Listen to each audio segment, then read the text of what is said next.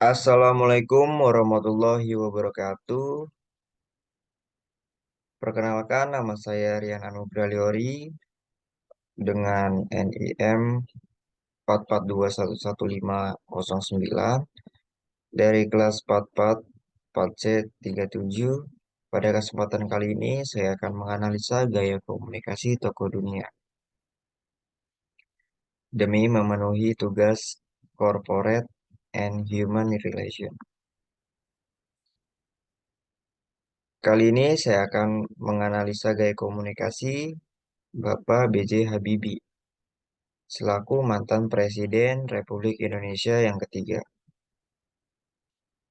Profesor Dr. Insinyur Haji Baharudin Yusuf Habibie yang lahir pada 25 Juni 1936 dan telah wafat pada 11 September 2019 lalu adalah seorang Presiden Republik Indonesia yang ketiga.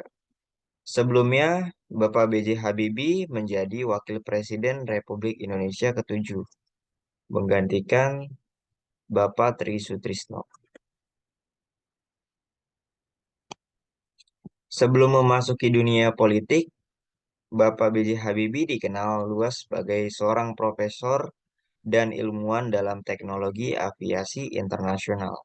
Dan satu-satunya Presiden Indonesia hingga saat ini yang berlatar belakang teknokrat.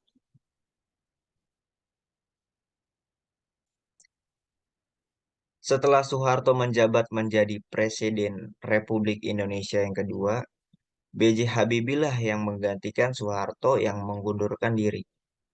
Namun, di masa kepemimpinan beliau, belum mampu membawa perubahan ke arah lebih baik. Pemerintahan Habibie memang tidak sama dengan Soeharto. Akan tetapi, beliau mengucapkan bahwa beliau merupakan murid Soeharto. Karena ucapan tersebut, timbul pergolakan yang mengakibatkan Habibie tidak lama memerintah Indonesia. B.J. Habibie, beliau adalah seorang presiden yang memiliki sifat kepemimpinan yang demokrasi. Beliau tegas dan juga sangat cepat juga dalam bertindak. Akan tetapi, beliau tidak pernah memikirkan resiko apa yang akan datang dari tindakannya yang sangat cepat itu. Ia juga merupakan presiden yang berkarakteristik atau tabiatnya tidak mau kalah dengan siapapun. Contohnya dengan kasus Timur Timur. Karakteristik ini diilustrasikan dengan kisahnya lepas Timur Timur dari Indonesia. Semua warga Indonesia terkejut, terutama Ali Atalas, yang kala itu menjabat sebagai Menteri Luar Negeri ketika Habibie mengumumkan kepada dunia internasional tentang pemberian opsi kepada masyarakat Timur Timur, tetap bergabung dengan Indonesia atau melepaskan diri sebagai negara merdeka. Biang keladi dari keputusan besar ini adalah sepucuk surat dari Perdana Menteri Australia kala itu, John Howard, yang ditujukan kepada Habibie pada Desember 1998. Menurut penuturan Juwono Sudarsono, Bapak B.J. Habibie marah membaca isi surat Howard yang meminta Indonesia mempertimbangkan hak politik rakyat Timur Timur untuk menyatakan penentuan nasib sendiri. Habibie merasa surat itu seperti tantangan sekaligus kritik terhadap pemerintah Indonesia.